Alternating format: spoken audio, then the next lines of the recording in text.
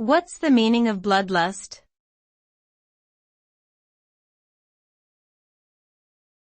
Bloodlust.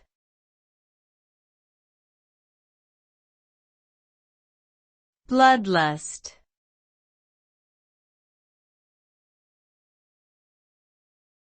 Bloodlust.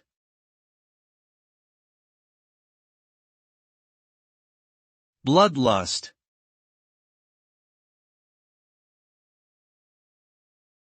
Bloodlust refers to an intense desire or craving for violence, bloodshed, or killing.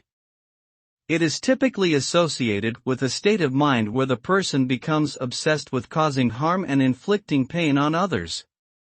The term comes from the idea that the person's desire for blood and violence overpowers their ability to reason or control their impulses.